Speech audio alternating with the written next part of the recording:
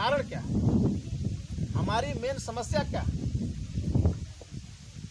तो साथियों, बाबा साहब कहते हैं कि हमारी जो लड़ाई है नौकरी, साधन संसाधन, धन दौलत, रुपया पैसा और सत्ता हासिल करना नहीं। बाबा साहब ने कहा कोई 1000 जन्म लेकर के जितना नहीं कर सकता, मैं उतना एक जन्म में अपने लोगों को अधिकार दिलाने में सफल हुआ। लेकिन मेरी जिंदगी का इस अधिकार से हमारे लोगों को सत्ता मिलेगी, आर्थिक संपत्ति मिलेगी, सारी चीजें मिलेगी, लेकिन मेरी जिंदगी का यह मकसद नहीं है। मेरी जिंदगी का जो मकसद है उसको पूरा करने के लिए मैंने ये अधिकार दिया। तो बाबा साहब क्या कहते हैं, क्या मेरे लोगों, 18 मार्च 1956 को आगरा के रामलीला मैदान में बाबा साहब बोलते हैं, बात कहते हैं, क्या मेरे लोगों, मेरे कंधे कमजोर हो गए हैं, मैं इस समाज का बोझ नहीं उठा सकता। मेरे कंधे कमजोर हो गए हैं, मैं अभी समाज का बोझ नहीं उठा सकता।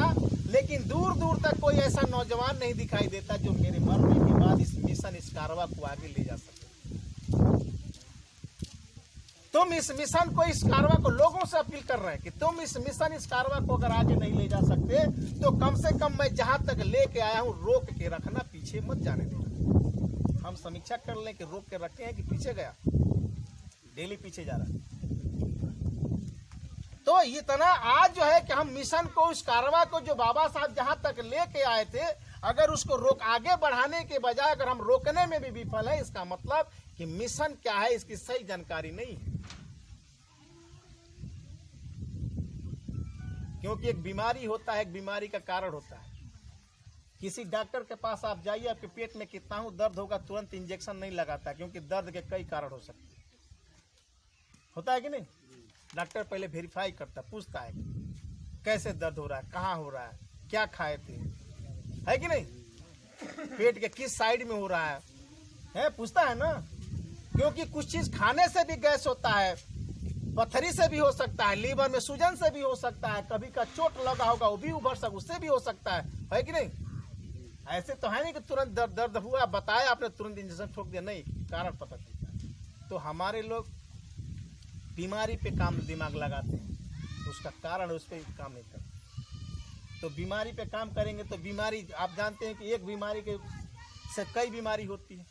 एक बीमारी खत्म करे उसके जरिए उसने दूसरा जो बीमारी पैदा किया वो हो जाएगी, है कि नहीं। तो बीमारी पे काम करेंगे तो बीमारी खत्म नहीं होगी, क्योंकि बीमारी जो होती है कनेक्टेड होती है। एक बीमारी खत्म, उसके जैसा कई सारी बीमारियां हो जाती है। सिर्फ आप उदाहरण के, अगर आपको सिर्फ गैस की बीमारी हो जाए तो कई सारी बीमारी, ब्लड प्रेशर हाई हो जाएगा, आपको नींद नहीं आएगा, आपका दिमाग डिस्टर्ब हो जाएगा, आपका खाना नहीं पचेगा, है कि नहीं। कई सारी बीमारियों का एक खाली गैस की बीमारी से। तो अब इसमें गैस क्यों बन रहा है, उसको इलाज करेंगे, खाली गैस की दवा खाने से ठीक हो जाएगा। आप मेडिकल स्टोर पे गए और गैस की दवा के 2 भैया गैस बना, दवा खा लिए, वो ठीक हो जाएगा क्या? कुछ देर के लिए राहत मिलेगा, लेकिन आप ठीक नहीं कर रहा है, बीमारी पाल रहे हैं। क्योंकि जिस वजह से गैस बन रहा है, अगर वो ठीक नहीं होगा तो गैस की वजह से जो बीमारियां अलग अलग तरह की जो हो रही है वो और जकड़ जाएगी, विकराल रूप ले लेगी। तो साथियों, इसीलिए बाबा साहब ने 18 मार्च 1956 को आगरा के रामलीला मैदान में लोगों से जो अपील किया, अपेक्षा किया, जो कहा रोते हुए, हमारा समाज क्या उस बात पे बढ़ा चला नहीं। क्यों? क्योंकि सही जानकारी नहीं। जिस मिशन को पूरा करने के लिए जिस संवैधानिक अधिकार को बाबा साहब ने दिया, हमारे लोगों ने उस संवैधानिक अधिकार को हासिल करना ही अपना मिशन बना लिया। बाबा साहब मिशन के बारे में क्या बोलते हैं? बाबा साहब ने कहा कि जितना मैं एक जन्म में जितना अपने लोगों को अधिकार दिलाने में सफल हुआ, कोई 1000 जन्म लेके भी इतना नहीं कर सकता। लेकिन मेरी जिंदगी का मकसद ये नहीं है सत्ता संपत्ति हासिल करना। मेरी जिंदगी का मकसद संपूर्ण आजादी और व्यवस्था परिवर्तन। अब व्यवस्था का मतलब क्या होता है? व्यवस्था का मतलब जो ये ऊंच नीच, भेदभाव, छुआछूत, ये व्यवस्था है। ये व्यवस्था खत्म नहीं होगी तो आप कुछ भी बन जाइए ना। हम कह रहे हैं कि रामनाथ कोविंद जी राष्ट्रपति, भारत के प्रथम नागरिक थे ना, लेकिन व्यवस्था के अंतर्गत वो क्या थे? अछूत थे, शेड्यूल कास्ट थे, इसीलिए जगन्नाथपुरी में उनको धक्के मार के मारा है। आपके सामने की बात है। क्यों? वो सबसे ताकतवर आदमी पद पे बैठा है, फिर भी व्यवस्था के अंतर्गत वो अछूत होने की वजह से उनको धक्के मार के निकाला। अखिलेश यादव जी का आपने देखा होगा, जैसे वो सत्ता से बाहर हुए, वो गौमूत्र से और गाय के या गोबर से शुद्ध किया गया। क्यों भाई? जो मुख्यमंत्री होता है वो शासक होता है, राजा होता है। पहले राजा होते थे, आज मुख्यमंत्री होते हैं, यही ना है? तो ये व्यवस्था, ये मामला है। इस चीज को हमें जानने समझने की जरूरत है। और जितने भी हम समझते हैं कि जितने भी हमारे लोग जो समाज में काम करने वाले हैं, गांव में रहने वाले, ये सारे लोग इस व्यवस्था से पीड़ित हैं और आज भी हैं। आप बताइए, इस देश में जाति के आधार पे आपको न्याय मिलता है? आप बताइए, व्यवस्था नहीं है, आज भी है। जाति की वजह से आपका सिलेक्शन होता है, आप मेरिट में अच्छा आते हैं, लेकिन फिर भी जाति की वजह से आपको सिलेक्शन नहीं किया जाता है। कहाँ नहीं है जाति और कहाँ नहीं शोषण हो रहा है? आप विद्यालय में, शिक्षा के क्षेत्र में जाइए, संगीत के क्षेत्र में जाइए, किसी भी क्षेत्र में आप जाके देख लीजिए, जाति की वजह से आपका शोषण, आपका जो है कि आपका अन्याय अत्याचार हो रहा है, आपको जो है कि दबाने का, आपको हटाने का, पीछे करने की काम किया जा रहा है। तो आज भी तो है। खाली अंतर क्या है, सकून क्या है? मैं भी गांव का रहने वाला हूँ। खाली हमनी का हरवैया छोड़ दे बने तो लतियावल छोड़ तो कब कर दे बना, उनकी बेगारी छोड़ दिए हैं, तो इसलिए वो लोग कान पकड़ना, मारना पीटना थोड़ा कम हो गया। हम अपना कमा रहे हैं, अपना खारू से लेना देना तो है नहीं, तो लगता है कि आजाद हो गए। ये हकीकत है। हमारे लोग बाबा साहब और संविधान पे उनको विश्वास क्यों नहीं था? संविधान पे क्यों नहीं मानते? बाबा साहब की बात क्यों नहीं मानते? वो हिंदू धर्म को लात क्यों नहीं मारते? बाबा साहब ने कहा कि सड़ा गड़ा मैं हिंदू धर्म में पैदा लिया, जो मेरे बस की बात नहीं थी, नहीं है, लेकिन मैं हिंदू धर्म में नहीं मरूंगा, ये मेरे बस की बात है। और उन्होंने 14 अक्टूबर 1956 को लिया ना, लात मार दिया और कहा क्या है मेरे लोगों, जितना जल्द हो सके इस धर्म को छोड़कर अपने पुरखों का जो बौद्ध धर्म है स्वीकार कर लो, वरना तुम्हें बचाने वाला कोई पैदा नहीं होगा, तुम खुद ही अपना सत्यानाश का जिम्मेदार बनोगे। हम बन गए। क्यों? अब संविधान पर काहे हमारे लोग विश्वास करते हैं? तो जानते क्या है, गांव में हमनी के बड़ा लागेला भूत पिचास लागेला सब। अब लोगन के पता बा कि भाई भूत छोड़ावे खातिर चमत्कारी बाबा के जरूरत बाटे, हैं?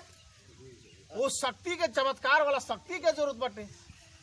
अब भाई संविधान में भाई भूत कोनो चोर तो है ना कि जाके थाना में रिपोर्ट लिखवा ले। संविधान में तो भाई सजा के प्रावधान बना कि FIR दर्ज करेंगे, उस पर सजा होगी।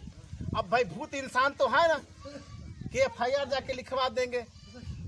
तो ये हमारे लोगों को दिमाग में जो ये सारा जो आडंबर जो भरा गया, भूत पिचास है, ये सारी चीजें जो है कि इसके वजह से भी हमारे लोग कहते हैं, सोचते हैं कि अरे हिंदू धर्म से झाड़ फूक होगा, पूजा सुखा आएंगे, झाड़ेंगे फूकेंगे। तो ये गांव का रहने, मैंने ये देखा है इस चीज को। इस वजह से भी लोगों को लगता है कि अरे इस धर्म में उस तरह का व्यवस्था नहीं है, झाड़ फूक की, जादू टोना चमत्कार की व्यवस्था बुद्धिज्म में तो है नहीं। तो ये सारी कंडीशन, इस चीजों को हम लोग को, ये सारी चीजें, अशिक्षा, समाज में शिक्षा कम होने गया। नहीं तो आप बताइए, अभी बहुत बदलाव आया। जितने गांव के लोग हैं, पहले नवरात्र आता था, क्या होता था, हर घर में ओझैत आते थे, हर घर में जो है कि सुखैती होती थी, और हर घर में कोई ना कोई महिला जो है कि पूरा वो माता दाई, काली माई, दुर्गा, पता नहीं कौन कौन देवी आ जाती आती थी ना। अब काहे नहीं आ रही? अभी मैं वर्तमान के बदला हुआ है कि नहीं? अभी नवरात्र का आता है, पहले क्या होता था, लोग अपने अपने बच्चों को ना पकड़ते थे, अरे जाना मत। क्यों जाएगा भाई, सबके घर हो रहा है, पता नहीं कोई टोना कर दे, कोई भूत पकड़ा दे। आप कोई अपने बच्चों को नवरात्र में रोकता है? क्यों? ये डर निकला कहाँ से? शिक्षा की वजह से निकला। तो ये मतलब है सोचने के लिए, लोगों को समझाने के, आप बारीकियों में जाइए, तब जाकर के आप जब खुद को देखिए, जब तक आप खुद को नहीं समझेंगे, आप महापुरुषों को नहीं समझ पाएंगे, ये मेरी गारंटी है। क्योंकि आप खुद ही उलझे हुए, आपका दिमाग खुद ही उलझा हुआ है उलझन में। तो जो आदमी का खुद ही दिमाग क्लियर नहीं है, वो महापुरुषों को कैसे समझ लेगा, महापुरुषों की विचारधारा कैसे समझ लेगा? तो ये बातें हम लोगों को बड़े पैमाने पर इस पे हम लोगों को समझने की, समीक्षा करने की, और जितने हमारे पढ़े लिखे बुद्धिजीवी लोग हैं, सम्मानित लोग हैं, इस पे विचार करने की जरूरत है कि आखिर हम कब तक इस व्यवस्था को ढोते रहेंगे, हम अपनी जो है कि कब तक रोते रहेंगे। सब कुछ तो बाबा साहब ने